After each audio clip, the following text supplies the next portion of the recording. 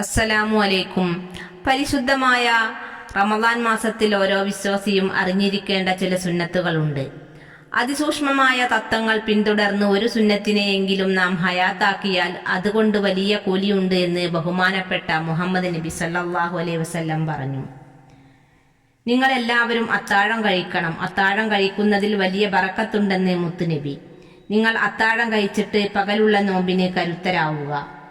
അത്താഴം കഴിക്കുന്നത് പോലെ രണ്ടാമത്തെ സുന്നത്താണ് അത്താഴം ഈത്തപ്പഴം കൊണ്ടാവുക എന്നത്. ചുരുങ്ങിയത് 3 ഈത്തപ്പഴമെങ്കിലും കഴിക്കൽ വേറൊരു സുന്നത്താണ്.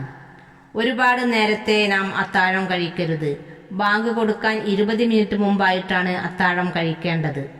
സുബഹിയോട് ചേർന്ന് അത്താഴം പിന്തിപ്പിക്കുക എന്നത് സുന്നത്താണ്.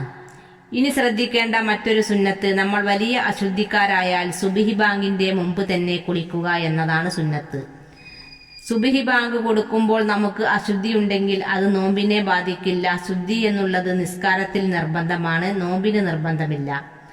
അത്തായ സമയത്ത് സുഗന്ധം പുരട്ടുക എന്നതും മുത്തുറസൂലിന്റെ സുന്നത്താണ്. മുത്തുറസൂൽ സല്ലല്ലാഹു അലൈഹി വസല്ലം ജീവിതത്തിൽ പ്രധാനമായും കൊണ്ടു നടന്ന സുന്നത്തുകളിൽ ഒന്നാണ് സുഗന്ധം പൂശുക എന്നത്.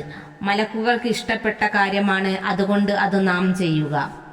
അതുപോലെ തന്നെ വേറൊരു സുന്നത്താണ് എല്ലാ ഹറാമിൽ നിന്നും വിട്ടുനിൽക്കുക എന്നത്. എപ്പോഴും നാം ഹറാമിൽ നിന്ന് വിട്ടുനിൽക്കണം. നോമ്പാകുമ്പോൾ പ്രത്യേകം വിട്ടുനിൽക്കണം. അതുപോലെ വേറൊരു സുന്നത്താണ് ഖുർആൻ പാരായണം വർദ്ധിപ്പിക്കുക, സദഖ അധികരിപ്പിക്കുക, പള്ളിയിൽ ഏത്തിക്കാഫിരിക്കുക, നോമ്പുകാരെ നോമ്പ് തുറപ്പിക്കുക. അസ്തമയം നടന്നു മഗ്രിബായി എന്നുറപ്പായാൽ പെട്ടെന്ന് തന്നെ നോമ്പ് തുറക്കുക. നോമ്പ് തുറക്കുന്നത് ഈത്തപ്പഴം കൊണ്ടാവുക. ഈ സുന്നത്തുകളെല്ലാം നാം മുറുകെ പിടിക്കുക. അല്ലാഹു സുബ്ഹാനഹു വ തആല നോമ്പിന്റെ സുന്നത്തുകളും കാര്യങ്ങളും ഒക്കെ ശ്രദ്ധിക്കാൻ നമുക്ക് തൗഫീഖ് നൽകി അനുഗ്രഹിക്കട്ടെ. ആമീൻ.